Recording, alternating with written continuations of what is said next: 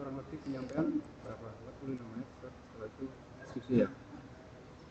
Iya, mudah-mudahan ya cukup ya. Kalau enggak ya nggak apa-apa. Senyandaknya boleh. Soalnya waktunya udah telat sih.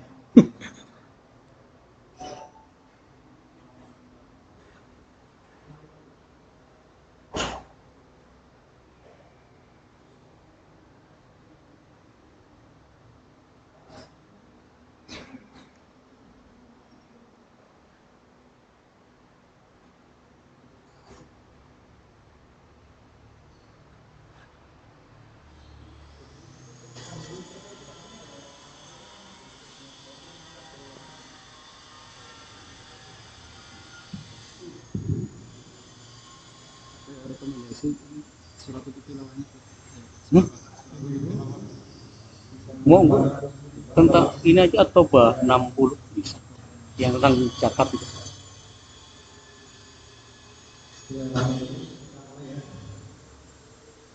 Assalamualaikum warahmatullahi wabarakatuh. Alhamdulillah, alhamdulillah nasta'inu wa nastaghfiruh wa na'udzu billahi min shururi anfusina wa min sayyiati a'malina man yahdihillahu fala mudilla lahu wa man yudlil fala hadiya lahu. Asyhadu an la ilaha illallah wahdahu la syarika lahu wa asyhadu anna Muhammadan abduhu wa rasuluhu la nabiyya ba'dahu. Allahumma shalli ala Muhammad wa ala ali Muhammad. Alhamdulillah, bersyukur kita panjatkan kehadirat Allah Subhanahu wa taala.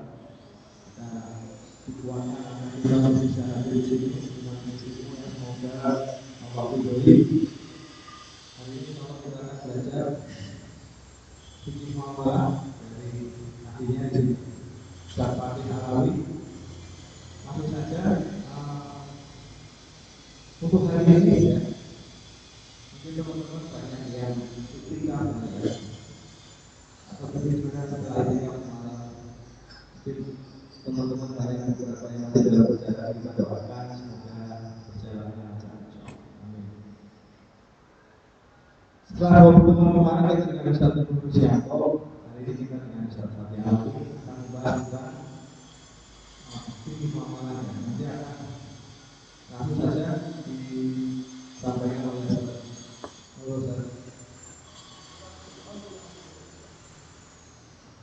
Ya, kita awali dengan tilawah Quran yang akan disampaikan oleh Mas Isudiono.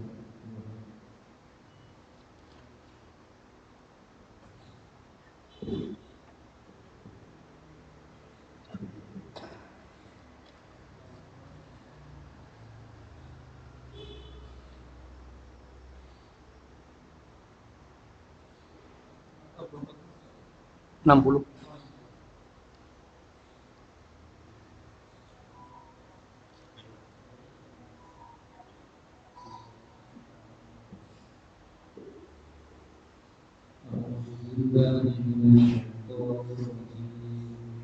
Bismillahirrahmanirrahim. Innamas shadaqatu lil-fuqara'i wal-masakin wal-'amilina 'alaiha wal-'amilina 'alaiha wal-mu'allafati qulubuhum wa fir-riqabi wal-gharimina wa fi sabilillah wa bani sabil fariidatan minallah wallahu 'alimun hakim. Artinya, sesungguhnya zakat itu hanyalah untuk orang-orang fakir, orang miskin, ahli zakat yang digunakan haknya untuk memerdekakan hamba sahaya, untuk membebaskan orang-orang yang buta, untuk jalan Allah dan untuk orang yang sedang dalam perjalanan, sebagai kewajiban dari Allah. Allah Maha Mengetahui, Allah Maha Bijaksana. Demikian. Assalamualaikum warahmatullahi wabarakatuh. Semoga kita yang mendengar dan masih yang membacakan berikutnya mau saja Pak Dewi yang akan menyampaikan materi pada hari ini. Bismillahirrahmanirrahim. Assalamualaikum warahmatullahi wabarakatuh. Alhamdulillahirrahmanirrahim. Wassalatu wassalamu ala sayyidil mursalin wa ala alihi wa ashabihi ajmain. Asyhadu an la ilaha illallah wa asyhadu anna Muhammadan abduhu wa rasuluhu la nabiyya ba'da. Sahabat sekalian, teman-teman dari Genpro ya. Genpro, gennya pro positif. Atau profesional ini. Profesional. Global Entertainer and Profesional. Alhamdulillah ala kulli hal bisa bertemu, bisa bermuajahah di kesempatan yang mulia, di bulan yang mulia. Semoga kita semuanya insya Allah nanti mendapatkan keutamaan, keberkahan, diberikan umur panjang, sehingga nanti bisa menyelesaikan Ramadan ini sampai selesai dan insya Allah mendapatkan malam Lailatul Qadar. Amin ya rabbal alamin. Tidak lupa kita berikan salawat dan salam kepada besar Muhammad sallallahu alaihi wasallam. Semoga kita semua kelak menjadi umatnya baik di dunia maupun nanti di akhirat dan insya Allah mendapatkan syafaat. Suatu pertolongan yang pada saat nanti di padang mahsyar di hari akhir nanti sangat didambakan, sangat dibutuhkan oleh setiap manusia dan hanya beliaulah yang satu-satunya manusia yang memiliki keutamaan tadi bisa memberikan syafaat. Baik, sebagaimana yang sudah disampaikan dalam publikasi, sebenarnya saya bingung nih, mau ngasih materi apa ya, karena ini pertemuan pertama. Cuman karena ini momennya momen Ramadan, biasanya kita menyampaikannya materi zakat. Cuman kita spesial, nggak cuma zakat fitrah, tapi zakat mal dan zakat fitrah. Kenapa harus saya sampaikan ini? Ya karena teman-teman pengusaha ini biasanya belum semuanya teredukasi terkait dengan kewajiban zakat. Ya, jujur kita akui ketika kita dari kecil itu mungkin lebih banyak tahu dan mengerti tentang zakat fitrah saja.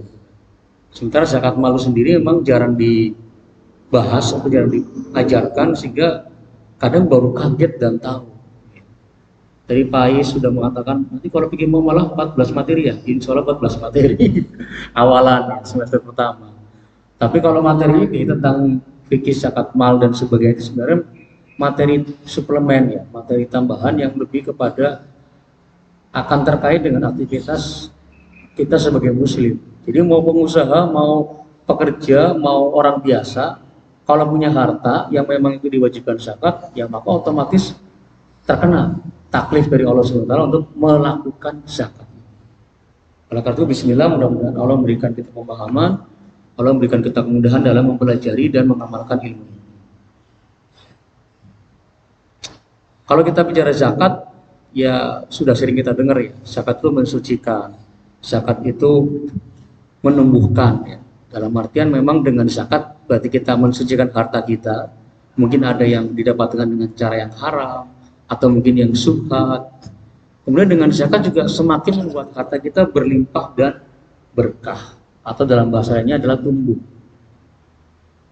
Ya, sehingga dari sisi jumlah mudah-mudahan bertambah, dari sisi keberkahan tentunya pahalanya juga bertambah. Disebut berkah itu artinya apa? Aziyadatul khair, artinya menambah kebaikan.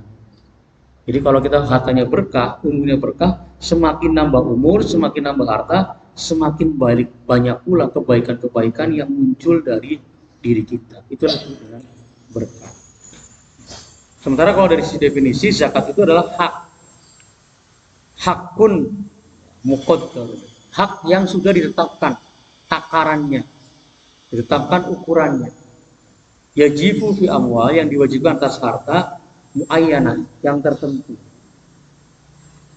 Jadi zakat itu memang suatu hak yang harus ditunaikan, yang Allah tetapkan dengan dasar syariatnya, baik di Al-Quran maupun hadis, pada harta-harta tertentu. Jadi memang tidak semua harta dizakati. Syariat hanya memberikan dua macam, satu zakat fitrah, dua zakat harta atau zakat mal. Zakat fitrah hanya dengan semua sudah sering mendengar, yaitu adalah ditunaikan ketika bulan Ramadan, ya, ketika malam takbiran atau menjelang berangkat ke sholat Idul Fitri. Bentuknya adalah makanan pokok sesuai dengan kebiasaan masyarakat setempat. Itu zakat fitrah. Sementara kalau zakat mal, nah ini yang kita akan bahas pada hari ini. Ada beberapa harta yang termasuk kategori dan wajib dikeluarkan karena dia terkategori harta atau mal yang wajib dikeluarkan zakat. Nah, zakat ini adalah suatu perintah yang Allah Subhanahu wa taala sudah sampaikan dalam berbagai macam ayat. Di antaranya dalam surat An-Nur dikatakan, "A'udzubillahi minasyaitonir rajim, bismillahirrahmanirrahim. Wa aqimus sholata, dan dirikanlah salat. Wa atuz zakata, dan tunaikanlah zakat. Wa atiur rasulah, dan taatilah rasul, la'allakum turhamun, agar kalian itu diberikan rahmat oleh Allah Subhanahu wa taala." Ini hanya satu ayat yang menjelaskan tentang wajibnya melaksanakan zakat. Di situ Allah memberikan 3 perintah. Pertama, secara fisik kita disuruh beribadah menggunakan kaki kita, menggunakan tangan kita, menggunakan badan kita, mata kita, lisan kita untuk mendirikan sholat. Berarti yang dituntut apa? Fisik, ibadah fisik. Ibadah fisik itu contohnya adalah haji, sholat, jihad. Itu kan ibadah fisik. Puasa. Kemudian di sini Allah juga meminta kepada kita untuk menunaikan zakat. Berarti Allah memerintahkan untuk ibadah harta. Jadi aja cuma awak tok, nyong teka, nyong gadir, giliran nyumbang, giliran sedekah, giliran zakat, ora teka. Ternyata Islam itu minta ya jiwa atau badan itu juga ibadahnya ada, harta juga ada, hati ataupun pemikiran juga ada. Contoh nih, ati Rasul, mentaati Rasul, berarti kan ini apa? Komitmen, sikap. Berarti ibadahnya apa? Ibadahnya adalah samina wa ta'na, taat. Ini satu kewajiban yang ditetapkan oleh Allah sebagai satu amal ibadah yang memang harus dilaksanakan. Karena dalilnya jelas dari Al-Quran yang mulia. Kalau sudah Al-Quran yang ngomong, yang nyuwun sewu ya Bapak Ibu sekalian, aja wani-wanine nego nyong sholat wis daldina panping 5 panping 1 sanjuk tambahi sunnah siap, tapi nggak duit nyong mau ya aja sampai begitu. Jangan sampai kita nego kalau sudah jelas-jelas Al-Quran menyatakan dengan jelas. Ada nggak yang bisa menafsirkan yang lain ini? Ada, tetap wajib ya. Dalam hadis ya kita pernah mendengar ya satu hadis dalam hadis Arba'in ya. Ini tadi surat yang dibacakan oleh Pak Iis ya. Khudh min amwalihim shadaqatan. Ambillah dari harta-harta mereka itu adalah sedekah. Yang itu kemudian zakat ini, sedekah ini itu untuk tutahhiru, untuk mensucikan. Ya, ada almarhum Ustaz Habib Thohir di Tegal. Berarti artinya apa? Yang mensucikan. Nah, dalam hadis ya, saya kembali dari situ, kita sering mendengar kalau kita ngapalin di dalam hadis itu ada satu hadis yang berbunyi ya, Bunyal Islamu ala khamsin. Dibangun Islam itu atas 5 perkara. Syahadatan, syahadat, asyhadu alla ilaha illallah wa asyhadu anna Muhammadur Rasulullah. Wa ita'iz zakat, menunaikan zakat.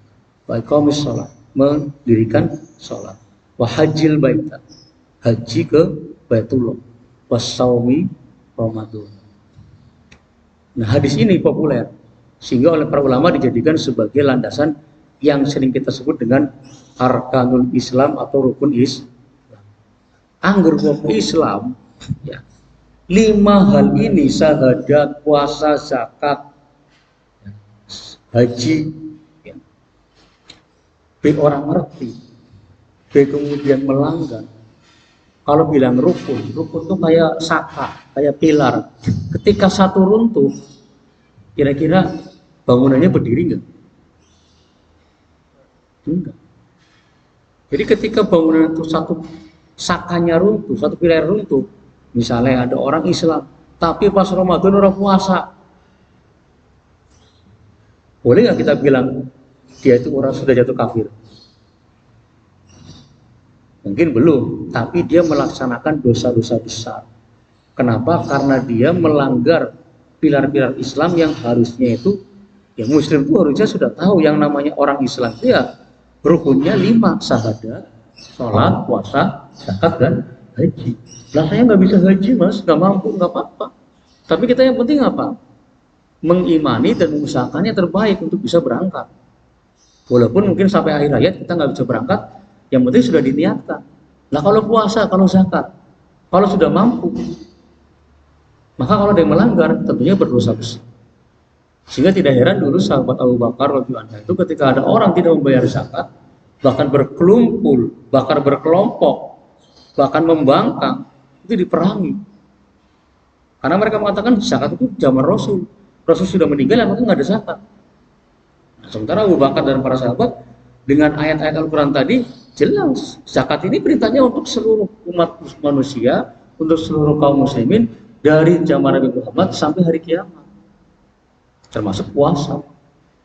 Sehingga tidak main-main ketika mereka berkumpul bersekongkol, sehingga kita mendengar dan melihat dalam sejarah oleh Abu Bakar dan para sahabat itu diperangi gara-gara mereka tidak mau membayar zakat. Padahal mereka sholat, padahal mereka beriman kepada Allah dan Rasulnya, syahadat, mereka puasa, tapi gara-gara nggak mau zakat, itu menjadi korinah, menjadi petunjuk bahwasanya wajibnya itu wajib yang sangat wajib, fardu ain.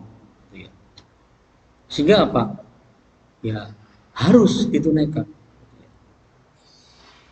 Nah ini untuk menunjukkan bagaimana korinah wajibnya puasa. Ada satu hadis lagi dari Rasulullah SAW. Ini sangat keras ini. Dikatakan dalam hadis riwayat Bukhari dan Muslim disebutkan. Ini langsung tedeng, tanpa tedeng aling-aling. Rasulullah SAW mengatakan, "Umirtu an uqatilan nasa." Aku diperintahkan oleh Allah untuk memerangi manusia, kata Rasulullah. Hatta sampai mereka yashhadu alla ilaha illallah, mengatakan atau bersaksi bahwa aku adalah Allah, tidak Tuhan selain Allah, dan wa inni Rasulullah, dan aku adalah Rasulullah. Wa yuqimus sholat, mendirikan sholat, wa yu'tuz zakat, menunaikan zakat. 3 hal dalam hadis ini Rasulullah pinta bahwa dia tidaklah diperintah oleh Allah untuk memerangi manusia kalau perlu, kalau dia tidak bersyahadat, dia tidak melakukan sholat, dan dia tidak menunaikan zakat. Faidah fa'alu dalika, kalau dia melaksanakan 3 seruan tadi, maka asamu minni, terlindung dariku, dima'ahu, darahnya dilindungi, nggak boleh dibunuh, nggak boleh ditumpahkan, wa amwalahum, dan hartanya juga dijaga, dilindungi. Illa bilha, kecuali dia melanggar syariat. Contoh orang berzina sudah pernah nikah, muhson, sudah pernah kawin, sudah pernah nikah, walaupun sudah janda ataupun duda misalnya. Itu kalau dia berzina, kalau kita bicara fikih dalam konteks Islam, ya dia halal darahnya. Loh kok halal mas? Iya, maksudnya ketika dia dirajam, itu kan berarti kan darahnya tertumpah. Ketika khalifah atau imam itu kemudian menetapkan hukum rajam kepada si pezina ini dengan hukuman yang disebutkan dalam hadis itu, ya maka itu bilhaknya di sini. Jadi Allah memberikan hak untuk dia ditumpahkan darahnya karena dia melakukan kemaksiatan berupa perzinahan. Kalau yang masih bujang tak cuman dicambuk kan sebenarnya dalam surat An-Nur, az-zaniyatu waz-zani fajridu kulla wahidin minhuma mi'ata jaldah. Itu kalau yang masih bujang cuma dijilid. Ini menegaskan ya, dari hadis ini dan ayat tadi itu zakat itu wajib Bapak sekalian.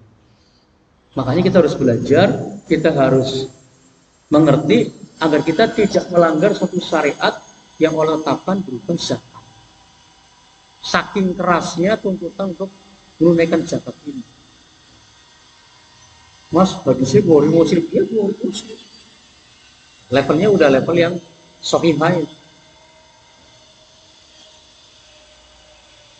Bagaimana kalau kita nggak bayar zakat? Ini ada salah satu maqalah dari ulama, ya, dari Imam Nawawi. Beliau katakan, qala An-Nawawi rahimahullah ta'ala. Berkata Imam An-Nawawi, pengarang kitab Riyadhus Shalihin, pengarang hadis Arba'in. Ya. Fa inna ankaru fardhu zakati fi hadhil azmani, kalau kemudian ada orang mengingkari wajibnya zakat di zaman sekarang, kana kafirun, maka orang itu menjadi kafir. Kalau dia mengingkari dengan keyakinan, mengatakan zakat itu tidak ada dalam Islam, itu berarti kan itikad, keyakinan, maka jatuh kepada kafir. Sama dengan orang mengatakan tidak ada riba dalam Islam, boleh itu, halal riba itu, dengan itikad, dengan keyakinan itu, maka menjadi kafir. Tapi kalau dia tidak bayar, tapi dia masih meyakini itu adalah syariat Allah, bahwa zakat itu adalah wajib, riba itu haram, tapi dia malas, mungkin karena kikir, mungkin karena malas atau pedit dan sebagainya, maka dia hanya menjadi fasik. Orang yang fasik alias berdosa.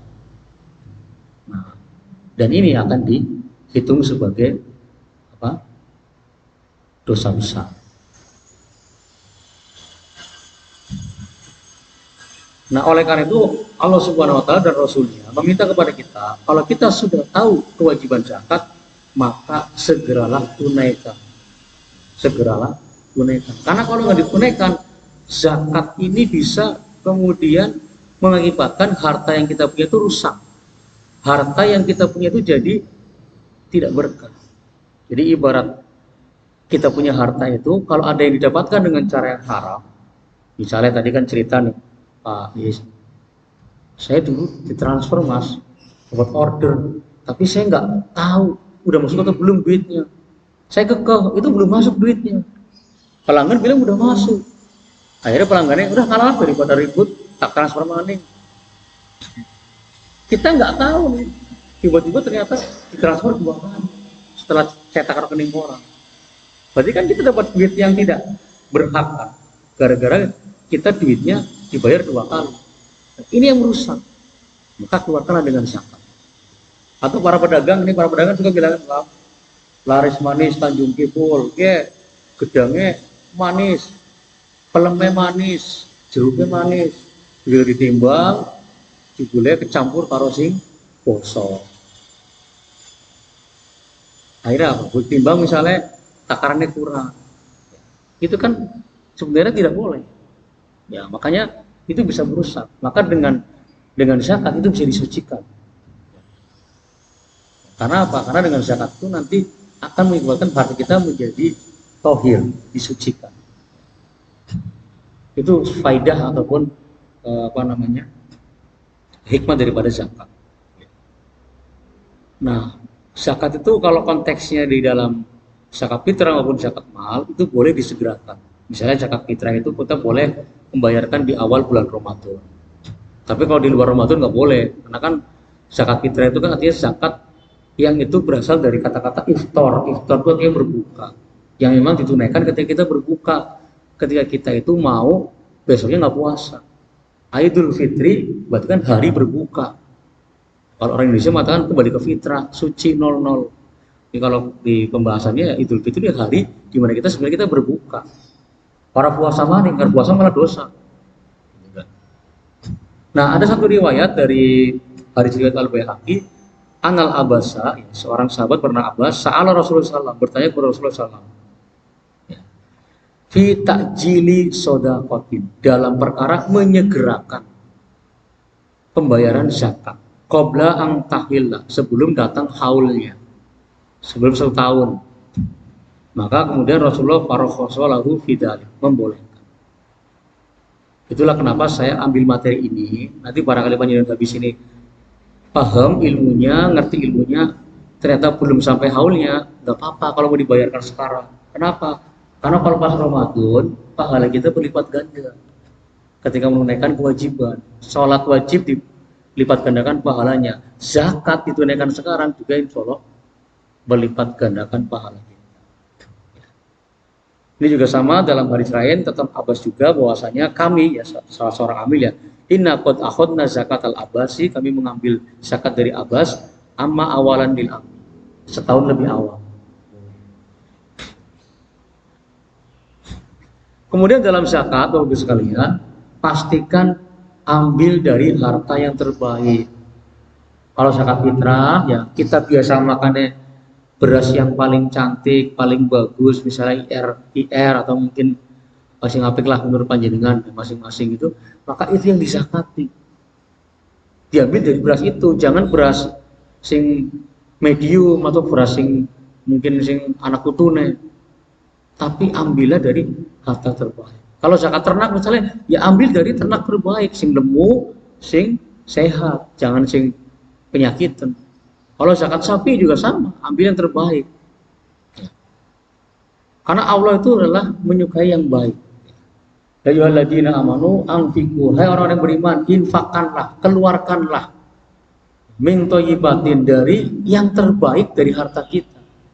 Maka sabtum, dari apa yang kalian kasabi, apa yang kalian usahakan ketika berdagang atau dari pekerjaan. Jadi harus terbaik. Panjenengan misalnya dagangnya dagang kurma, maka kalau mau saya mau zakat mal dengan bentuk kurmanya, ya cari dari bentuk kurma terbaiknya, jangan kurma yang murahan. Kan misalnya jangan dagang kurma dari yang kurma paling bagus sama kurma yang kelas biasa, makanya dikeluarkan dari zakat kurma terbaiknya itu. Tergantung nanti kenanya berapa nisabnya. Nah, dalam konteks zakat, maka kita harus tahu syarat wajib zakat, syarat sah zakat, harta objek zakatnya apa aja, kemudian apa yang harus dizakati, kemudian siapa yang menjadi penerima zakat, kemudian bagaimana mengelolanya, siapa aja yang boleh menerima dan boleh mendapatkan, dan boleh nggak dikelola untuk di luar mustahik. Ya. Yang pertama yang wajib zakat adalah orang Islam. Orang non Islam tidak wajib zakat, karena suruhnya kepada orang beriman. Kemudian merdeka, budak tidak wajib zakat. Kalaupun dalam konteks zakat fitrah, ya maka bisa jadi tuan yang memberikan zakat fitrahnya. Balik ini berarti untuk orang-orang yang mukallaf, orang-orang yang sudah besar. Tapi walaupun demikian dalam konteks zakat fitrah, tetap walaupun bayi baru lahir, ya, pas takbiran atau pas pagi hari sebelum kita berangkat ke masjid, ya itu kan tetap kena wajib zakat. Kemudian kalau kita punya anak yatim, ada anak yatim punya harta dari orang tuanya, itu juga harus keluarkan zakat. Kalau memang misalnya ada orang nih anak yatim, kemudian kan dia punya harta, itu jangan sampai kemudian tidak digunakan zakatnya. Anak itu milik dia sebenarnya, tapi tetap harus dikeluarkan. Kemudian berakal, orang gila zakat enggak? Beberapa ulama mengatakan tetap wajib zakat, kayak zakat fitrah. Di sini katanya ada nih yang punya ruko, yang punya tempat punya usaha, tapi mungkin ada miring jalannya. Tapi dia katanya banyak, karena dulunya dapat warisan, ruko itu banyak yang tiap tahun disewa tuh. Jumlahnya mungkin bisa jadi puluhan juta. Ya itu tetap dikeluarkan zakat. Walaupun dia majnun. Ada satu pendapat itu dikatakan tetap wajib keluar. Kemudian hartanya wajib dizakati. Kalau yang nggak wajib dizakati nggak usah keluar. Mencapai nisab. Nisab itu artinya adalah takaran minimal kapan suatu harta itu terkena kewajiban zakat. Ya, misalnya kalau zakat mal itu kan biasanya kalau untuk emas dan perak, ya kalau emas itu 20 dinar, kalau dirham, perak itu 200 dirham. Itu nisab. Jadi kalau kita punya harta sejumlah 20 dinar atau 200 dirham, ya, dan sudah dimiliki setahun, itu namanya kita sudah kena nisab. Kalau di bawah 20 dinar maka belum wajib zakat. Tapi kalau di atas 20 dinar wajib zakat. Kemudian hartanya milik kita, ya, tidak dihutangi, tidak punya orang lain. Kemudian hartanya adalah sudah mencapai haul. Haul itu artinya dimiliki selama 1 bulan komariah. Jadi misalnya kita punya duit 30 juta. Itu kalau kita hitung dengan standar tadi 200 dirham, itu taruhlah kalau 200 dirham itu 1 dirham sekitar 70.000 kali 200, itu berarti nominalnya sekitar 14 juta. Kalau kita punya uang tabungan 20 juta, itu sudah kena nisab, maka sudah kena kewajiban zakat. Zakat mal namanya, zakat uang. Nah, kemudian setahun berjalan, uang itu berkembang menjadi 30 juta atau 50 juta. Maka ketika setahun di bulan yang sama, sejak setahun kita punya harta tersebut, itu wajib dikeluarkan zakatnya. Saya terakhir saldonya 50 juta, berarti dihitung 2,5% kali 50 juta. Itulah zakat malnya. Jadi dua hal, nisab dan haul. Karena dua hal ini harus dipahami, nisab dan haul. Dan kita tidak punya utang. Kalau kita punya utang, dikurangi dulu utangnya berapa, dibayarkan dulu. Nanti sisanya yang real punya kita, yang memang itu sudah di luar utang, gak ada tanggungan. Kalau di atas nisab, bisa tabungan tadi di atas 20 dinar atau 200 dirham, maka tetap wajib kena zakat. Kemudian syarat sahnya zakat yang pertama adalah niat, karena ini ibadah. Setiap ibadah itu tauqifiyah, sudah dari soronya itu Allah tetapkan, ya kita nggak boleh milih. Jadi kan ketika diperintahkan untuk sholat itu tauqifiyah. Lantas sholatnya kemudian, mas kayaknya 5 kurang, nambah maning ya, aja cuman subuh, duhur, asar, maghrib, isya, tapi nambah maning sholat duha, ya boleh, tapi ke sunnah. Tauqifiyahnya yang wajib rawatib 5 waktu. Terus sholat juga tauqifiyah dalam artian apa yang menjadi bacaannya, apa yang menjadi rukunnya juga sudah dari sananya begitu. Sholat yang pertama takbiratul ihram, kemudian nanti ada rukun-rukunnya, baca al-fatihah, ya. Kemudian ada sujud segala macam. Boleh nggak mas ketika kita lagi sujud, misalnya kita sholawatan, ya kalau ternyata nggak ada landasannya ya nggak boleh. Atau ketika takbir kita panjangin, Allahu Akbar, Allahu Akbar, kayak takbiran misalnya, ya nggak boleh. Sesuai dengan bacaan yang Rasulullah tetapkan, shollu kama ra'aitumuni usolli. Nih ya. Kemudian harta itu memang nanti diberikan pada orang, nggak boleh memberikan jalur money. Di rame di sosial media itu, mohon maaf ya, pernah lihat mungkin di TikTok atau di YouTube, di video-video pendek, caleg-caleg musim Ramadan ya, bawa beras, foto, video, kemudian habis itu berasnya cuma di foto keluarga cukup mati. Itu ada di TikTok tuh, saya lihat itu. Itu bukan begitu caranya. Kalau zakat ya udah dikasih, bukan sekedar cuma gue foto tok sudah menunaikan zakat, enggak, tapi dikasih ke orangnya. Karena memang itu milik mereka, hak mereka. Karena lil fuqara'i wal masakin. Jadi Allah minta untuk mereka. Ada hak mereka dari harta-harta kita. Nah, kapan waktunya zakat? Zakat ditunaikan ya. Kalau sudah 1 haul. Nah, apa yang dizakati? Nah ini, 1 binatang ternak, 2 adalah tanaman dan tumbuhan, 3 mata uang, yang keempat barang perdagangan. Jadi zakat mal itu mencakup 4 ini. Pertama binatang ternak, yaitu ada unta, sapi, kambing. Kemudian tanaman dan tumbuhan, buah-buahan, yaitu gandum, jawawut, kurma dan kismis. Kemudian emas dan perak atau an-nuqudiyah, itu apa? Emas, perak, dinar dirham atau uang kertas. Dan yang lainnya ada yang namanya zakat perdagangan. Zakat untuk barang-barang yang memang diniatkan untuk dijual belikan. Itu namanya zakat perdagangan. Nah, dari hadis itu 4 inilah yang termasuk harta yang wajib disakati kalau sudah mencapai nisab dan haulnya. Mobil ada nggak?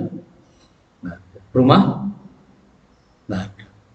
Jadi rumah, mobil, motor, HP, karpet dan sebagainya tidak kena zakat, kecuali mobilnya, motornya, karpetnya dijadikan barang dagangan. Panjenengan duwe usaha jual beli motor second atau motor anyar, maka itu jadi satunya barang dagangan. Nah, kalau itu jadi barang dagangan, maka wajib dizakati. Tapi dengan motor 10, motor 5 nggak diniatkan untuk dijual belikan, ya maka nggak wajib dizakat. bisa dicerna ya. Ini untuk pengetahuan saja ya, untuk ini apa namanya hadisnya landasannya ya. 10 barang yang wajib dizakati. Gandum, jawul, kismis, sorghum, unta, sapi, kambing, emas dan perak. Kalau hadis lain nanti perdagangan nanti lain lagi. Nah, ini untuk pengetahuan aja zakat binatang ternak. Syaratnya adalah binatangnya binatang jinak. Jadi bukan binatang liar. Jadi kuda liar itu nggak dizakati karena nggak ada yang punya. Disebut dimiliki kan sudah dijinakkan. Kemudian mencapai nisab.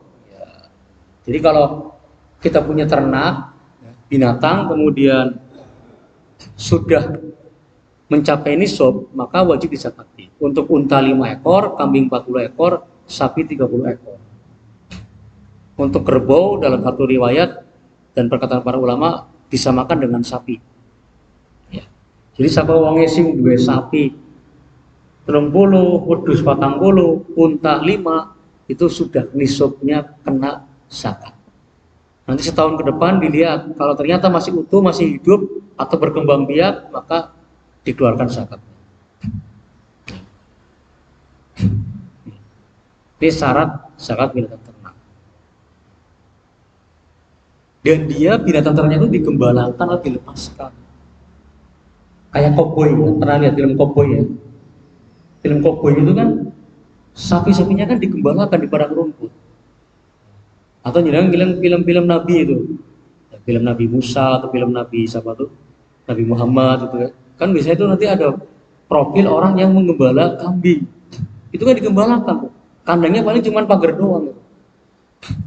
Jadi bukan dikandangkan kayak sekarang yang modelnya apa tuh, kandang yang dipakari ya, kita ngarit kemudian nanti tiap hari kita ngasih makan itu. Sementara dia nggak digembalakan, itu beda lagi. Berarti dia tidak digembalakan, tidak dilepas, tapi dikandangin benar-benar full setahun itu dari mulai lahiran sampai diambil pada haji itu dia nggak pernah dilepas. Nah itu tidak kena. Padahal dulu di sini di Tegal tuh ada Kaji Sapa itu yang dia punya kambing banyak banget itu.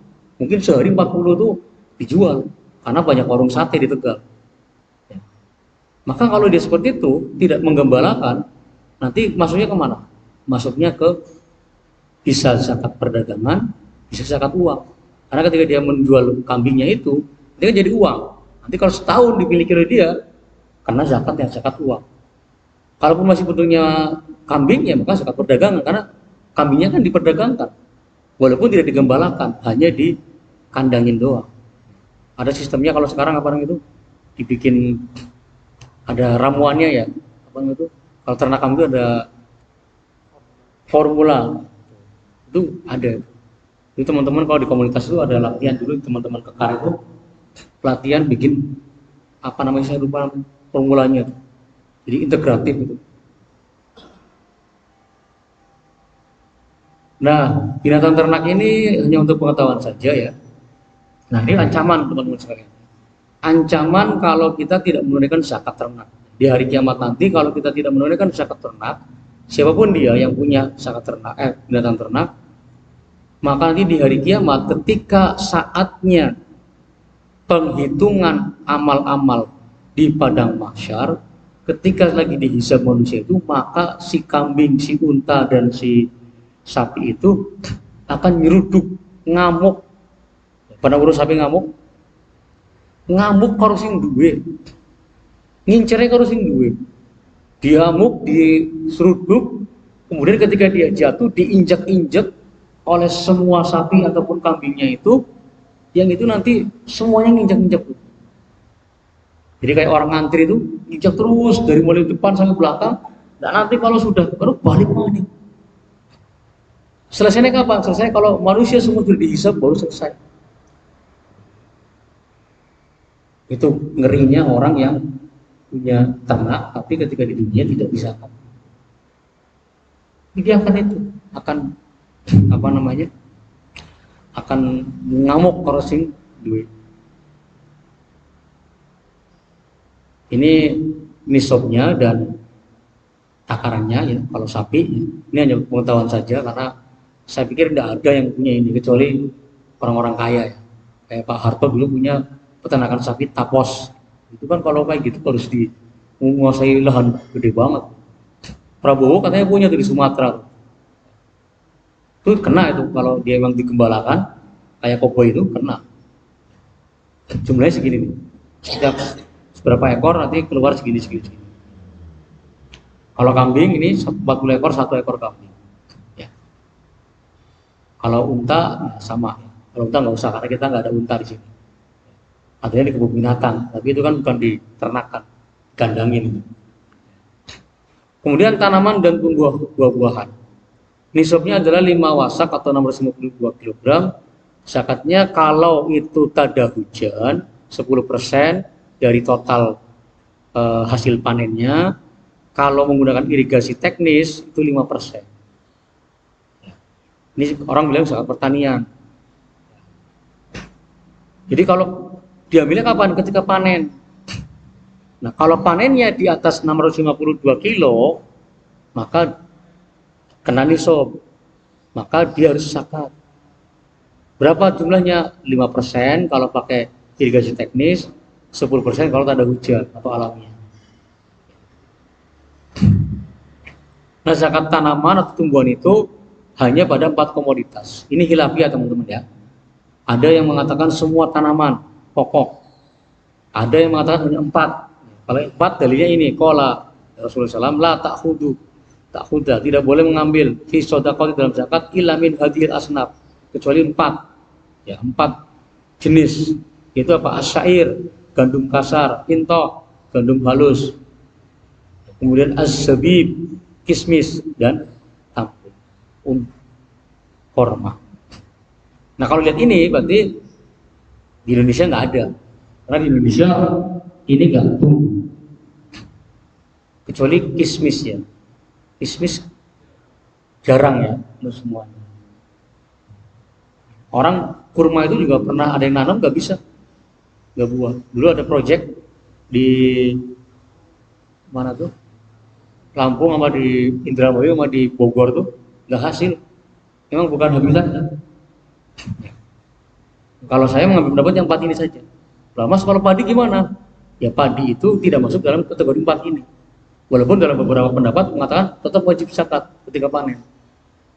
Kalau saya tidak mengatakan demikian, tapi itu khilafiyah. Monggo diambil sesuai dengan pendapat masing-masing. Toh kalaupun tidak masuk dalam kategori zakat pertanian, kalau orang usahanya nanam sawah, kemudian dapat padi atau jagung, toh nanti kan dia dapat duit. Dari itu kemudian jadi tabungan. Nanti kalau sudah dihitung setahun, karena tetap zakat mal.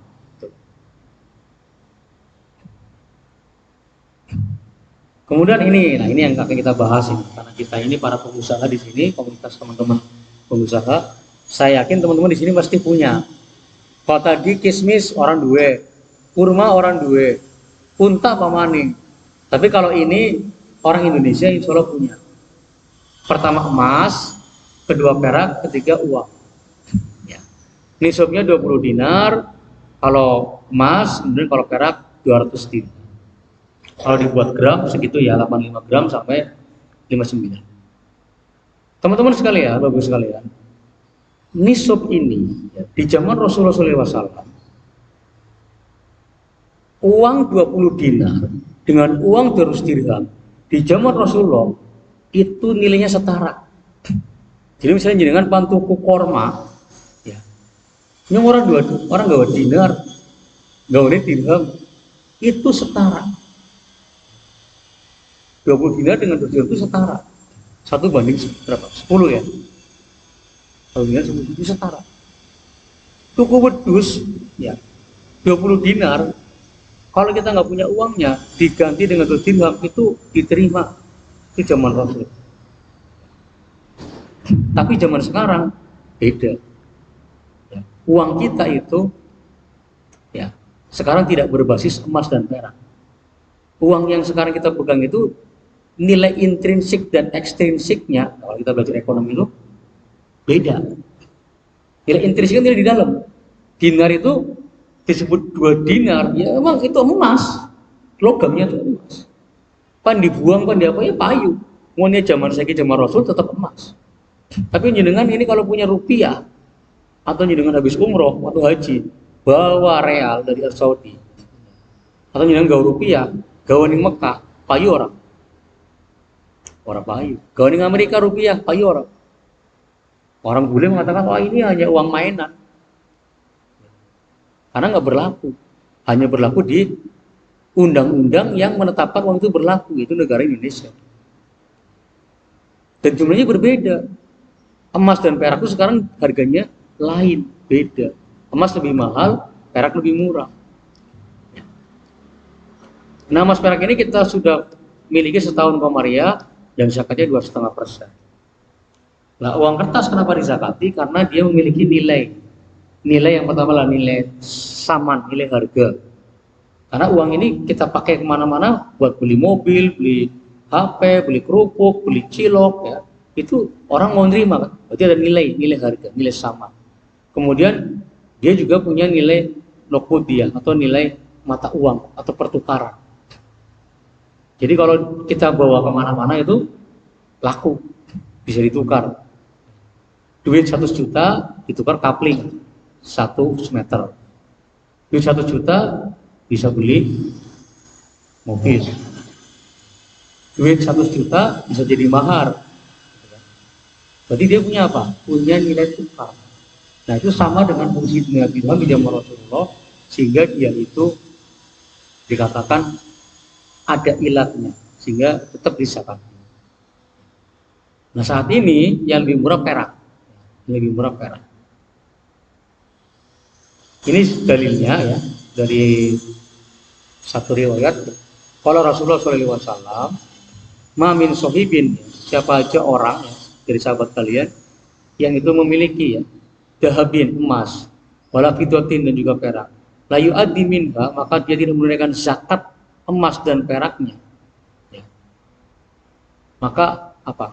Illa idza kana yaumul qiyamati, maka nanti di hari kiamat sufihat lahu, maka nanti akan didudukkan di hari kiamat dia di atas pedang batu di dalam neraka dan dibakar di atasnya dengan emas perak yang dia tidak zakati itu di neraka jahanam. Panjenengan tahu titik didihnya emas dan perak? Emas itu kita katakan logam mulia, betul? Logam mulia. Dan dia itu tidak bisa dipanaskan dalam kondisi yang biasa saja. Emas itu kalau dia jatuh ke laut, karatan orang. Tapi kalau besi jatuh ke laut, karatan enggak? Jadi kan ibu-ibu ya lagi wudhu, tiba-tiba piule atau antingnya tiba nih tempat wudhu atau nih kolam. Kalau kita ambil karatan, enggak, itu logam mulia. Makanya titik didihnya, titik karatnya itu dia. Nah, dia itu, ya, ingat saya dalam ilmu metalurgi itu katanya itu 100 derajat lebih. Antum bayangkan 100 derajat lebih titik didihnya, titik lebuhnya emas. Nah kita kalau nggak zakat, itu nanti di akhirat itu sampai segitu derajat Celcius. Kira-kira sebelum dilepaskan kita udah hancur belum? Ya kalau bisa, yang jelas kalau lihat dari sini, ya kita akan mengalami dibalik nama nih, karena dalam konteks itu kan ya, ketika hancur badan kita itu, misalnya ada orang masuk neraka itu, dia akan diwujudkan lagi, sehingga dia merasakan sakitnya. Makanya kalau udah pakai peluru emas, dia itu sakit sekali. Atau dalam hadis lain dikatakan bahwasanya emas dan perak yang tidak dibayarkan zakatnya, nanti di hari kiamat, maka emas dan perak itu akan apa? Menjadi bekal di neraka jahanam. Dan nanti emas dan perak itu akan dibakarkan dan kemudian akan disetrikakan. Pertama ke lambung, kedua ke ini dahi, ketiga ke punggung. Setrika. Sementara titik di emas itu berapa tadi? Hampir 100 derajat. Panasnya kayak ngapa tuh? Dibakar bebas panas, kemudian disetrika. Ini contoh nih, ini aplikatif insya Allah.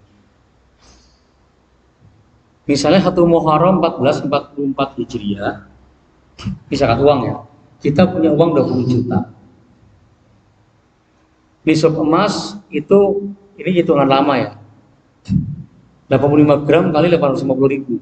Kalau tadi pagi saya lihat di situs logamulia.com itu sekitar 1 juta. 1 juta sampai 1.200.000. Kalau 1 juta aja berarti 85 kali 1 juta berarti 85 juta. Itu nisab emas. Kemudian nisab perak, dirham, 1 dirham itu sekitar 72.000 rupiah.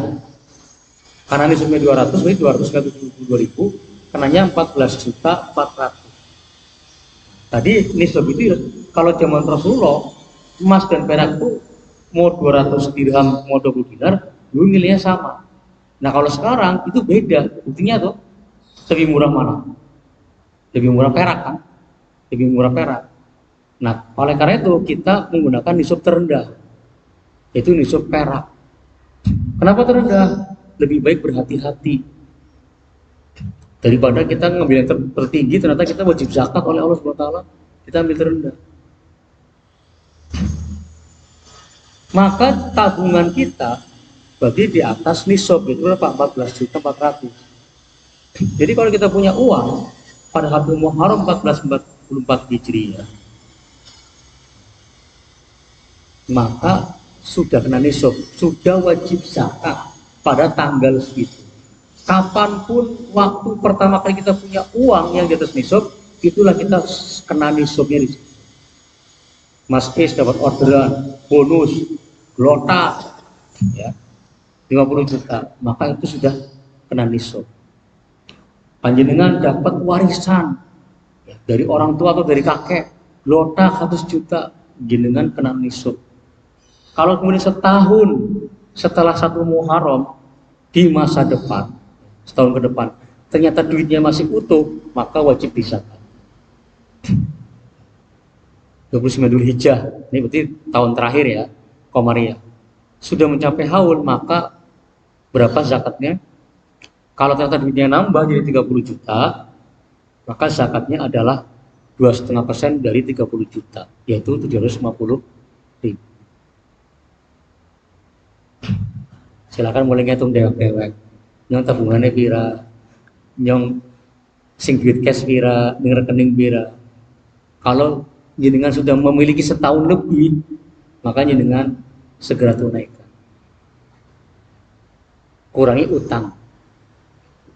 Sama kewajiban-kewajiban lain, misalnya kewajiban nafkah, kewajiban, ya intinya yang merupakan kewajiban yang saya tetapkan lah. Contoh lagi, 1 Muharram kita punya uang 30 juta. Kita punya emas. Ini ibu-ibu ya. Kalau laki-laki kan nggak boleh pakai emas. Kalau ibu-ibu punya emas. Atau kita punya wis, wah malah protes. Masa orang emas, emas batangan kan boleh? Ya, emas batangan. Nah, emasnya misalnya 60 gram. Berarti kan dua objek, emas dan uang. Maka berapa zakatnya? Kembali ke hitungan nisab, ya. Nisabnya perak 14 juta. Kita lihat uangnya sudah kena nisab karena di atas 14 juta. Kita punya uang 30 juta. Emasnya ternyata belum kena nisab. Kenapa? Karena emasnya nisabnya berapa? 85 gram. Sementara kita cuma punya emasnya 60 gram. Dan emasnya itu yang memang tidak dipakai. Karena kalau emasnya dipakai tidak wajib zakat. Ya, enak kok ya. Makanya nanti ibu-ibu kalau punya emas banyak, Bu, dipakai, Bu. Ya. Nggak dikene siji, ya. Ning kalung siji, ning sikil, ning mata kaki siji.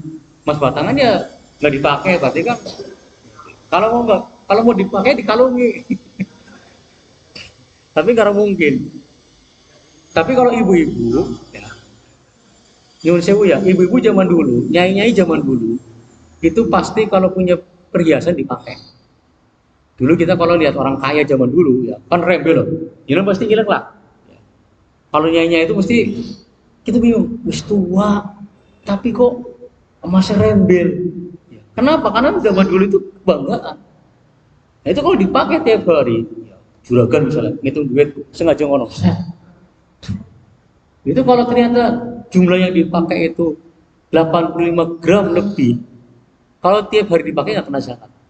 Tapi kalau disimpan di lemari, disimpan di brankas, wajib zakat. Kalau jumlahnya di atas 85 gram.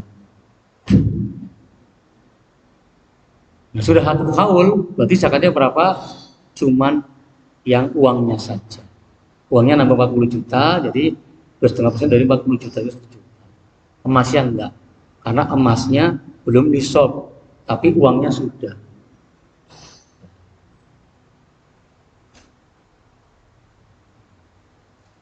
Ini zakat uang, ya. Nanti panjenengan hitung sendiri di rumah. Ya. Kalau sekarang punya tabungan, taruhlah 30 juta atau misalnya 20 juta, dihitung-hitung, geling-geling. Kayaknya nyong 30 juta misalnya setahun. Kalau sudah setahun, lunaikan zakatnya. Sing ngerti dengan dewek. Orang percaya Senin besok ke bank cetak rekening koran atau cetak buku tabungan. Nanti ketahuan, oh pertama kali saya dapat duit yang mencapai nisab tanggal berapa. Kalau sudah setahun, ya kan nanti kan kalendernya kan Masehi. Misalnya Januari 2022, ternyata saya dapat omset duit 30 juta. Nah, ya tinggal lihat kalender tuh, oh 30 Januari 2002. Komariahnya berapa? Oh ternyata komariahnya misalnya bulan Ramadan. Sekarang sudah Ramadan lagi, ya. Ini bulan April ya. Sekarang udah 30 juta lagi, maka kena zakat. Kalau misalnya bingung, nyung, kalian mas, pertama kali duit di atas nisab kapan? Eling-eling, ini orang print buku tabungan. Kalau ada di gudang, buka lemarinya, dihitung-hitung. Nanti ketahuan. Oke, sekarang kita masuk ke pembahasan kedua, zakat perdagangan. Ini karena pedagang di sini, pebisnis juga harus tahu. Kalau uang, orang pekerja, orang pedagang, orang biasa, kalau punya emas, perak ataupun uang, sudah 1 tahun, sudah kena nisab, wajib zakat. Nah kalau ini khusus para pedagang. Di sini pedagang ya. Ada yang nggak pedagang di sini? Pedagang lah. Walaupun cuman jadi calo. Ya.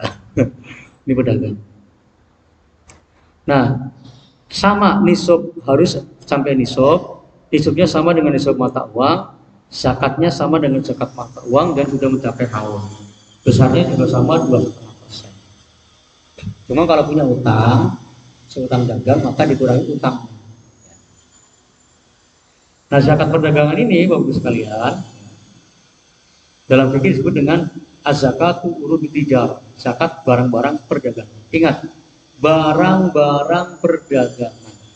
Jadi apapun itu barang yang diperjualbelikan oleh panjenengan sebagai pedagang, bentuknya apapun, kalau memang itu adalah barang dagangan, maka wajib dizakati kalau sudah nisab, sudah haul, dan dimiliki setahun.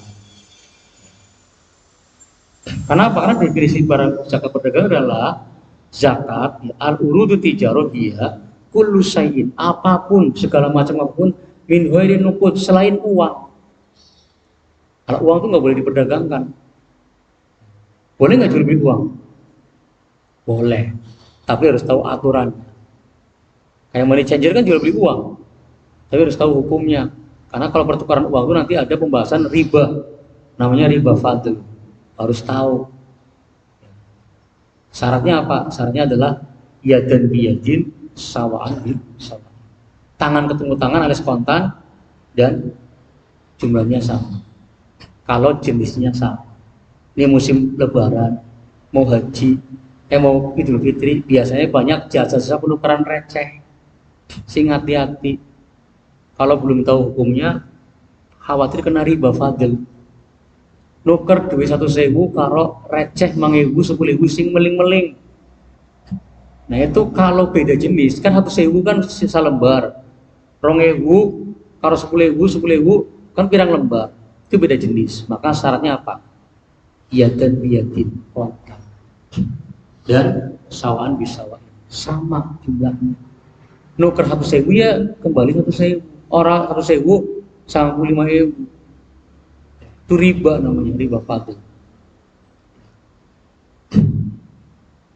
Jadi setiap apapun yang diniatkan untuk dijual belikan dengan maksud memperoleh laba, maka dia harus terkena wajib zakat perdagangan. Dan tidak ada khilafiyah di antara para ulama bahwasanya ini wajib ditunaikan.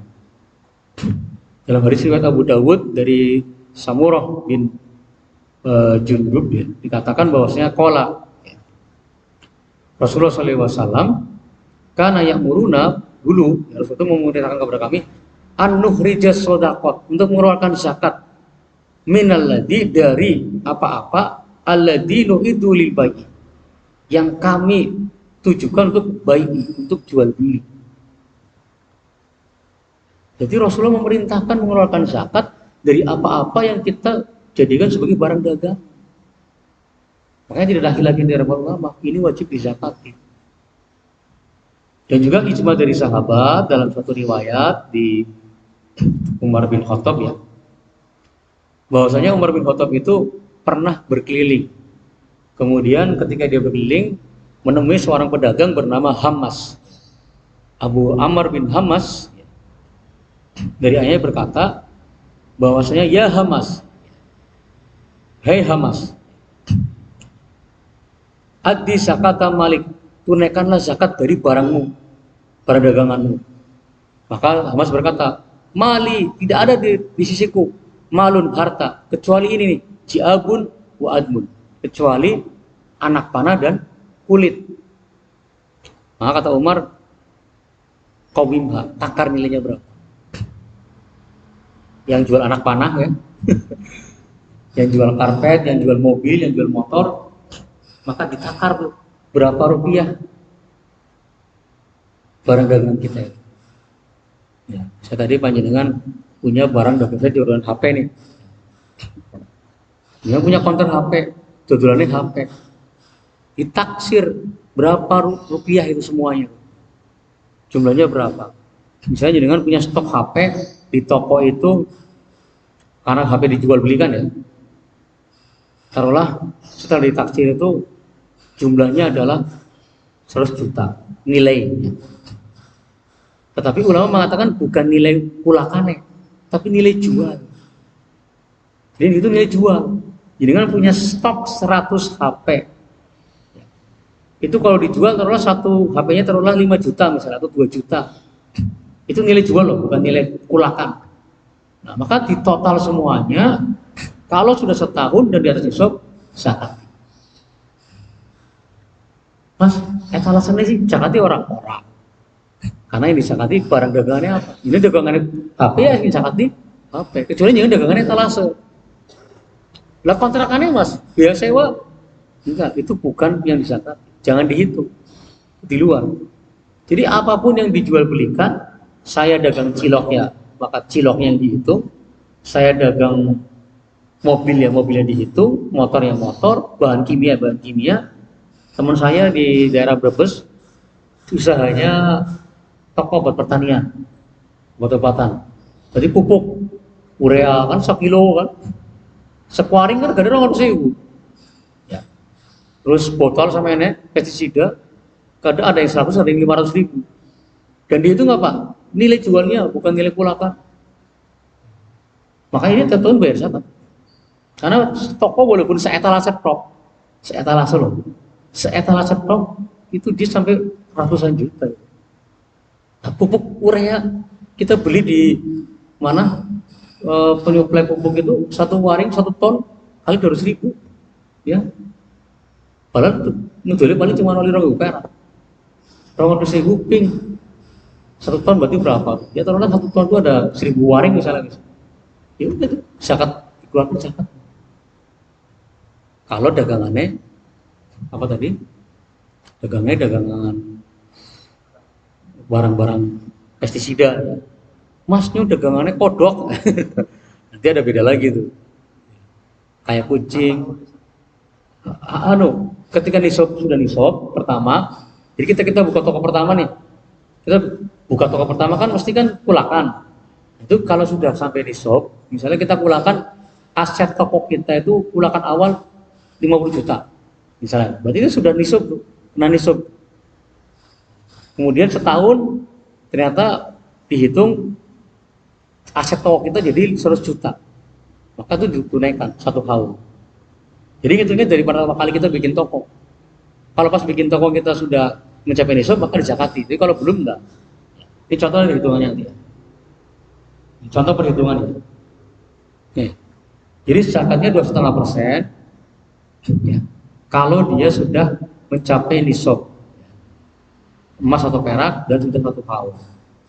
Nisabnya adalah nisab perak kalau saya mengambil perak yang terendah. Biar selamat. Tapi ini boleh dikeluarkan dalam bentuk dagangan, nggak harus uang. Ya, bisa tadi jenengan dagangannya pestisida, dagangannya pupuk. Ya maka jenengan nyolak duit, rumpayu, keluarkan dari barang dagangan, boleh. Saya jenengan dagangannya seragam SD atau seragam sekolah. Ya makanya dikeluarkan itu dari barang dagangan boleh. Senilai 2,5%-nya berapa? Ini contoh ya, seorang mulai dagang 1 Muharram 1414 Hijriah, nilainya 10 juta. Nisab perak 14 juta. Kalau kita lihat di awal ini, dia ketika buka toko pertama, dia belum kena nisab. Karena 10 juta. Sebentar nisabnya kan 14 juta 400. Nah, setahun kemudian pada tanggal akhir haul dia sudah punya uang, dia punya aset barang, tokonya itu 25 juta. Jadi aset ini barang dagangannya loh, ingat ya, etalase nggak dihitung. Kalau jenengan dagangannya seragam, dagangannya misalnya HP, itu yang dihitung apa? Yang dihitung barang dagangannya, etalase, kemudian sewa, biaya karyawan, biaya apa itu nggak dimasukkan di situ, hanya barang dagangan saja. Itu 25 juta. Maka dia kalau kondisi seperti ini belum kena zakat. Kenapa belum kena zakat? Karena belum setahun. Ya. Karena awal tahun dia baru 10 juta. Nah, tapi nanti tahun depan di 29 Dzulhijjah, ini belum diganti nih. 29 Dzulhijjah 45 Hijriah, ya, harusnya 45 nih kan atasnya 44. Ini belum diedit ini.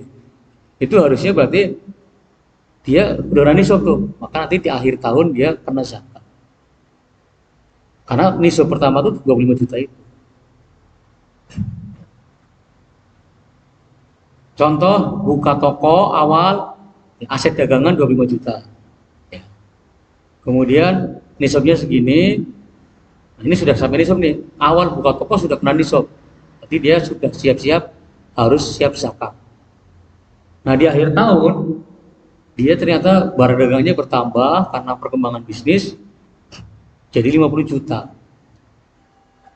maka zakatnya berapa? 2,5% dari 50 juta, 1,25. Nanti habis ini pulang hitung Pak ya. Ini dengan kalau punya hitungan neraca keuangan mungkin lebih mudah. Kalau punya software keuangan mungkin lebih mudah. Kalaupun nggak punya, minimal punya catatan lah di buku lah. Ya, awal buka toko berapa? Ini dagang herbal nih ya. Kalau Anda pakai aplikasi keuangan mungkin enak. Pertama berapa modalnya, kedua kemudian berapa bulakannya, jadi diketahui dulu berapa jumlahnya. Jadi dihitung lagi taksir. Teman saya tuh yang di Brebes itu setiap tahun dia mesti ngitung tuh stok tokonya ada berapa. Pertama ngitung stok ulakan, setelah itu baru dia ngitung stok jual. Kalau udah pakai software kan kepenak ya, di stok statistik kan kita lihat stok barang ada segini, jadi dihitung berapa jumlah harga jualnya, ketahuan itu jumlahnya berapa.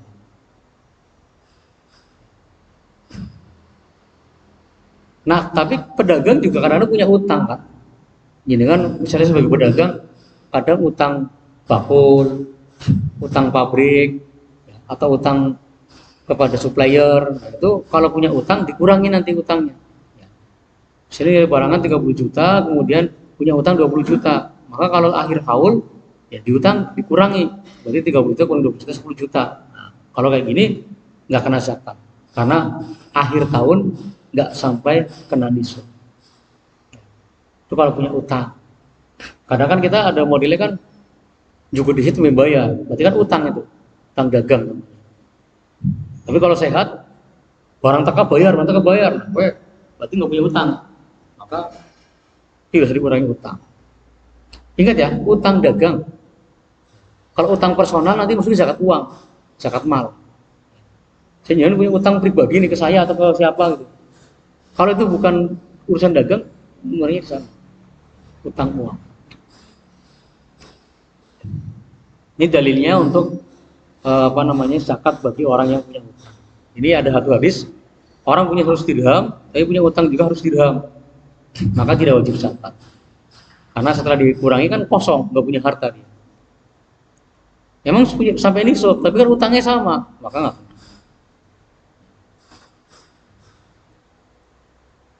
Tapi kalau dia punya duit 60 juta, ini dagangan 60 juta, kemudian punya utang 40 juta, maka 20 juta kena nisab. Karena utang dengan aset barangnya masih di atas nisab, maka kena berapa? 2,5%, ya, 20 juta. Nah, pedagang juga kadang-kadang punya piutang. Anak konsumen juga tapi belum bayar, namanya piutang. Nah, piutang ini bagus sekalian. Kalau dia itu disakati, dilihatnya dari mana? Kondisinya. Kalau piutang itu pada pelanggan yang kaya, yang dia itu orangnya, mohon maaf, pelit, medit, ditagih angel. Ya. Misalnya ya, kita punya konsumen nih. Sebenarnya mampu mas bayar, tapi angel yang ditagih angel man. Itu kondisi pertama. Atau yang kedua, konsumen kita lagi bangkrut, lagi pailit, ya. Maka kalau kondisi seperti ini, kalau jenengan hitung zakat perdagangan, harus dihitung. Karena ini tidak bisa sewaktu-waktu kita ambil. Kalaupun kita nanya ke orang ya, mas, tolong dong bayar utangnya, utang dagangnya, kira bisa. Karena dia lagi kesusahan, yang pertama, kedua emang orangnya pelit. Maka orang-orang seperti ini, ya, piutangnya tidak bisa dihitung. Jadi kan kita ngitung pertama aset barang, ini ngitung utang. Kita piutang hitung juga nih.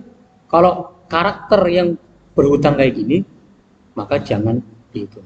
Tapi kalau dia orangnya tuh bisa diambil sekali-kali, sewaktu-waktu. Ada konsumen nih, kita lagi hitung zakat mal kita atau zakat perdagangan kita, tiba-tiba sudah satu haul, dia telepon, mas, ini sih utang ke aku ya, iya, bisa dibayar. Saya kira aku kan bayar zakat malnya. Ya karena dia orang yang gampangan, dia bayar. Ya, sewaktu itu bisa bayar, maka itu dihitung dalam perhitungan zakat mal kita. Dan wajib disakati. Kenapa? Karena dia gampang ditagihnya, mampu lagi. Kan ada kan tipe konsumen gitu kan, Pak saya lagi butuh nih buat pembayaran ke pabrik atau ke supplier, dia kan kasih. Ya. Jadi tahu perbedaannya ya. Kalau piutangnya itu bisa ditagih sewaktu-waktu, maka dihitung dalam perhitungan zakat kita. Tapi kalau piutangnya itu ditagih angel, atau sehingga piutangnya emang lagi kesusahan, lagi bangkrut, maka jangan, nggak usah dimasukkan. Kenapa? Ada haulnya.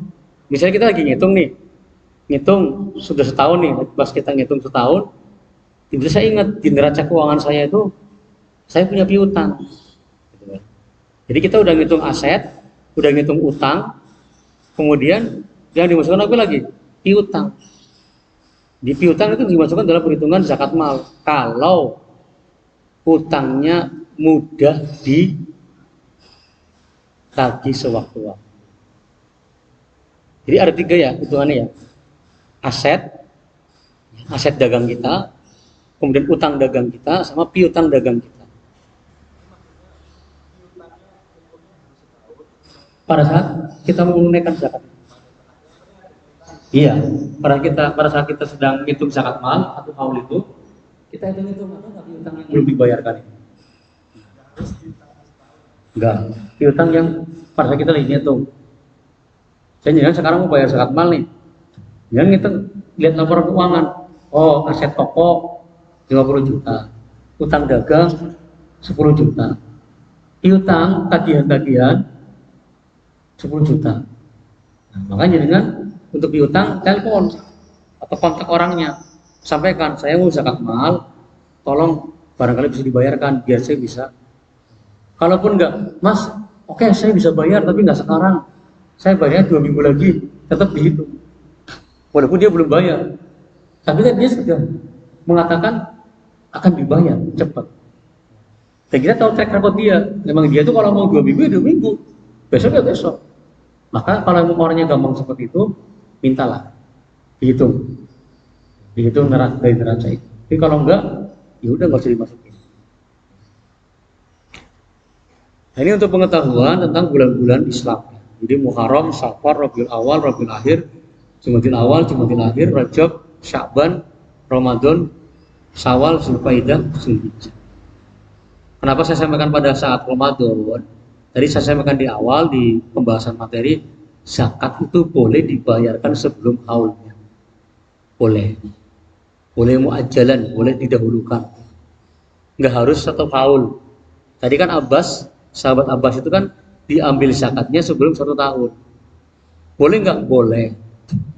Maksud saya, ketika kita di bulan Ramadan ini barangkali menunaikan di saat sekarang, sehingga kita itu dapat berlimpah pahalanya, kemarin membayarnya pada saat Lailatul Qadar misalnya kan, subhanallah kan. Ya, makanya saya kemarin beberapa di teman-teman yang pada itikaf itu saya bilang, nanti untuk yang mau zakat mal, penyalurannya pada saat malam kedua ganjil, kalau nggak 25, 27. Nanti tolong mustahik yang udah ada namanya datang pada saat itikaf. Ini datang, kita kan uang udah dikumpulin tuh sama orang yang mau membayar zakinya. Nanti dibayar tuh. Kan subhanallah. Didahulukan pada saat Ramadan berlipat-lipat, pas malam Lailatul Qadar misalnya, subhanallah. Berlipat-lipat kan kita. Nah, makanya panjenengan yang sekarang hadir di sini, mudah-mudahan kalau sudah pulang nanti ngitung entah zakat mal, entah zakat perdagangannya, nanti segera dihitung. Nanti malam kan ganjil nih, malam 25 ya. Syukur-syukur tunaikan. Mumpung masih Ramadan.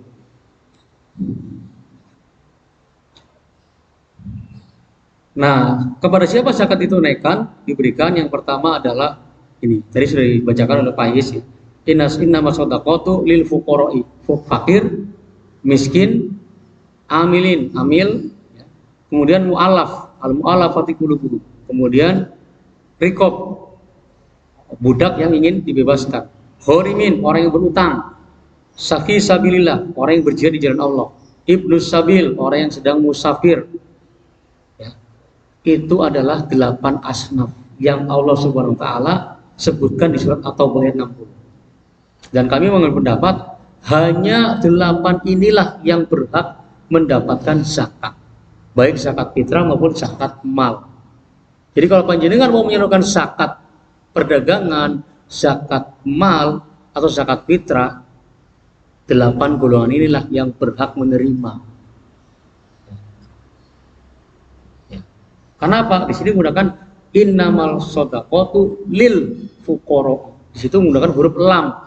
Lamnya lam tamlik. Artinya itu memang milik mereka. Zakat itu milik mereka kata Allah. 8 asnaf ini. Yaitu fakir, orang yang tidak punya harta untuk memenuhi pokok. Dalam satu hadis dikatakan 50 dirham. 50 dirham itu berapa sih? Kalau sekarang dirham itu sekitar 70.000 misalnya. 3 kali 50 berapa? 3,5 juta. Jadi kalau orang punya duit 3,5 juta ke atas, kaya dia. Mas Is kalau punya duit 10 juta, antum kaya. bukan fakir. Tapi kalau di bawah itu kita berarti fakir. Kemudian miskin. Miskin itu di bawah fakir. Orang dua apa-apa. Dan dia tidak ngemis. Jadi dia tidak punya apa-apa, miskin. Kemudian amil. Nah, amil ini orang yang bertugas mengumpulkan dan mendirikan zakat. Walaupun dia kaya, tapi kalau memang dia ditugaskan oleh imam untuk mengambil zakat dan mendirikan zakat, tetap oleh zakat. Hanya untuk amil ini nanti ada kajian sendiri. Sebenarnya bukan kayak sekarang. Sekarang tuh sebenarnya kalau menurut pendapat kami itu bukan amil, itu hanya panitia. Karena kalau amil itu secara fikihnya nanti yang mengangkat dan menugaskan itu adalah imam atau khalifah. Karena dulu Rasulullah itu mengutus ya para wali dan para amil itu ke beberapa negeri, itu ada yang ke Yaman, ada ke Hadrul Maut, ada yang ke Oman dan sebagainya. Itu memang Rasul tugaskan karena beliau imam, karena beliau memimpin negara pada saat itu, dan disitulah dia mengambil zakat, baik pertanian, baik mal dan sebagainya, itu memang ada petugasnya dan digaji atau diberikan bayaran dari harta zakat ini. Itu boleh. Kemudian yang keempat adalah mu'allaf. Mu'allafati qulubi. Orang sering mengatakan ini orang yang mantan, yang mu'allaf kadang-kadang kalau zaman dulu ya, Abu Sufyan itu mu'allaf. Ketika Fathul Mekah itu dia baru masuk Islam. Itu Abu Sufyan. Makanya di Sirah Nabawiyah itu dikatakan barang siapa yang masuk ke rumah Abu Sufyan aman. Barang siapa masuk ke rumah beliau di Ka'bah aman. Itu ketika Fathul Mekah, Rasul pesan gitu kan kepada pasukan Fathul Mekah itu. Itu Abu Sufyan baru masuk Islam. Nah, itu dia masih mu'alaf, masih hatinya itu belum cenderung ke Islam, masih goyang. Kemudian Muawiyah, kemudian dari Ikrimah bin Abi Jahal itu masuk setelah Fathul Mekah malah. Nah, ketika perang Hunain, satu perang yang dilakukan oleh Rasulullah setelah Fathul Mekah, itu dapat ghanimah. Rasul dapat ghanimah, rampasan perang. Itu dikasih tuh Abu Sufyan, padahal dia tokoh, sugih, saudagar. Jadi kalau dia masih belum, kenapa? Pada saat itu hatinya belum tetap masuk Islam. Tapi kalau sudah masuk Islamnya lama, udah 10 tahun, sholatnya rajin, puasa rajin, itu bukan mu'alaf lagi. Dulu kita kan kalau mu'alaf ada dulu orang Cina masuk Islam di Slawi itu sudah 10 tahun disebut mu'alaf ya.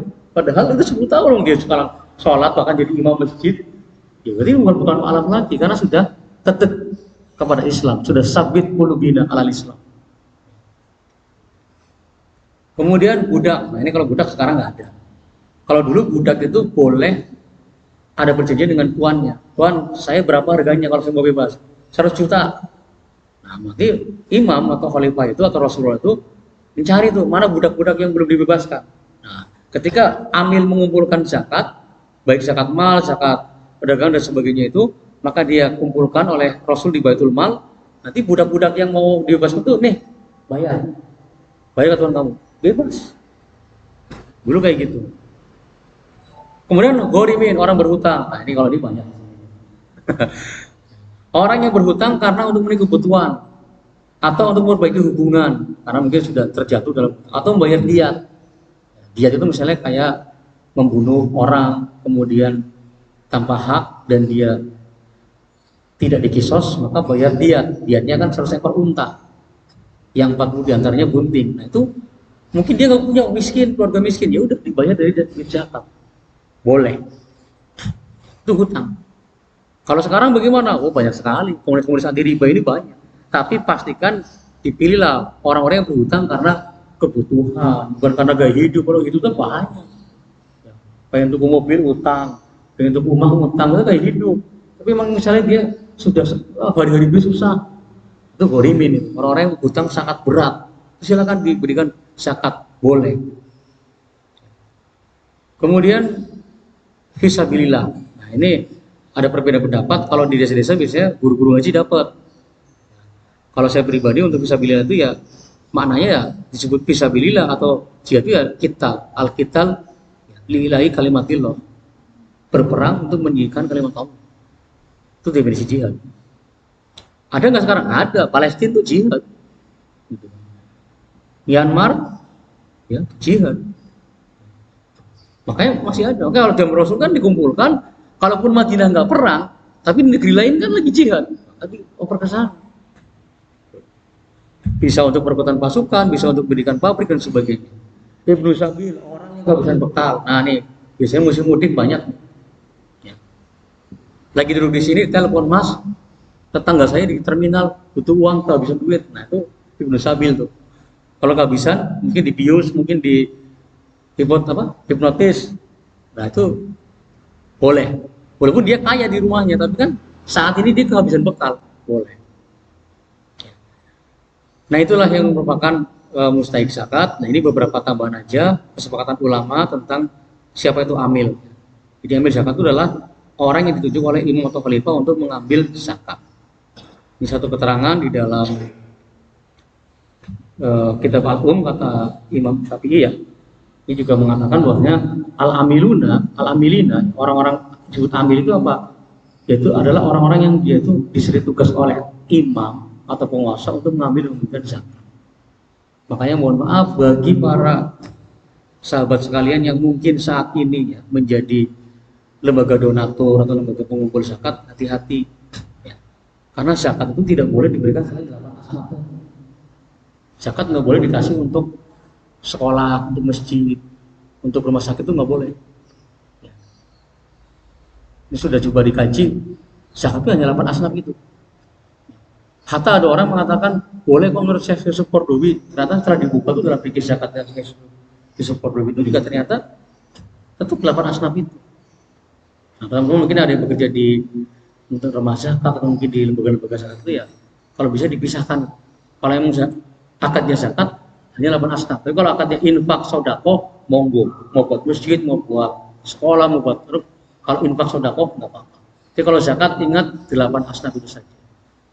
Saya pikir demikian ya, sudah setengah 12. Nanti silakan kalau ada pertanyaan diskusi. Alhamdulillah, para takuran mutarin. Wassalamualaikum warahmatullahi wabarakatuh.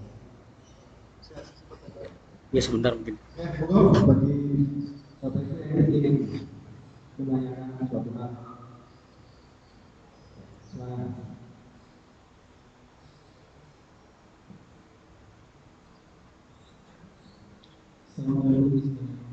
Waalaikumsalam. Saya punya rumah dan kontrakan.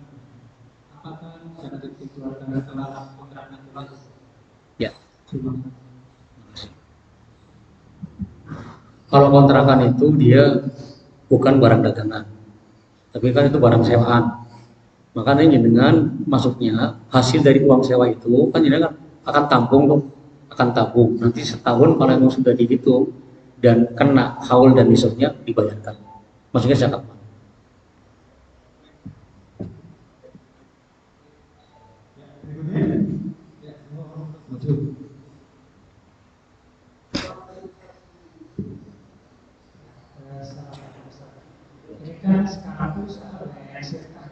Ya.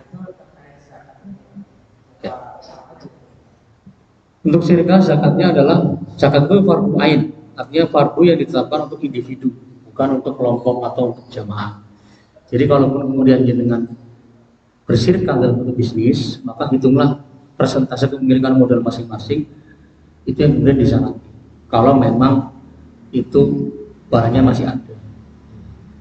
Misalnya didengarkan zakat syirikah bikin toko, misalnya zakat barangnya misalnya taruhlah berapa angka, dihitung proporsinya dengan berapa. Taruh walaupun aset toko 100 juta nih, dengan cuma 10% modal, berarti 10% dari 100 juta berapa?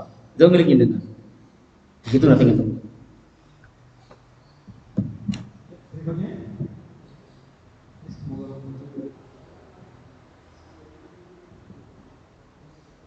Sebelumnya tadi zakat pertanian. Tadi batasnya sekitar 652 kilo ya. Iya. Kalau dia mendapatkan 700 panennya, tapi posisinya itu minus. Minusnya? Rugi. Jadi pas harga jualnya itu lebih murah. Oh. Kan sekarang banyak petani yang mengalami itu. Iya.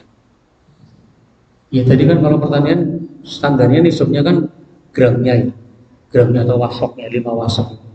Jadi kalau memang itu sudah mencapai nisab ya, ya itu nanti berarti itu kan boleh dibayarkan dari barang itunya, Mas. Nggak harus uang, bisa dari hasil pertaniannya itu. Ya, kalau kita ngambil pendapat yang 4, ya berarti padi nggak masuk. Kalau jadi ngambil yang padi masuk ya maka dihitung dari berapa gramnya itu tinggal dihitung aja. Berarti kalau sekarang kan banyak kan pakai irigasi kan, irigasi teknis. Jadi 5% dari 59 itu berapa? Jadi dinominalkan berapa gram keluar. Kalau misalnya dia dagang nih, secara aset sudah lebih banyak, 100 juta misalnya aset pokok. Tapi kan habis corona saya hancur-hancuran Mas. Boleh nggak saya nggak bayar zakat dulu? Kan pilihannya bisa ditunaikan dengan barang dagangannya. Kalau misalnya memang pada saat itu nggak punya, kayak kemarin teman saya ada yang pada saat corona dia asetnya sampai 80 juta itu untuk apa namanya barang dagangannya. Begitu corona hancur-hancuran dia sekarang beli pulangan aja ngutang dulu. Tapi dia dulu belum tahu hukum zakat. Ya udah berarti zakatnya nanti dibayarkan nanti kalau udah punya duit. Kalau sekarang ya jadi enggak sih. Tapi tetap jadi hutang. Jadi kita boleh kalau misalnya baru tahu yang lama-lama bagaimana ya dihitung lagi. Nanti dibayarkannya sebagai hutang. Itu hutangnya kepada Allah kan berarti. Gitu mungkin ya.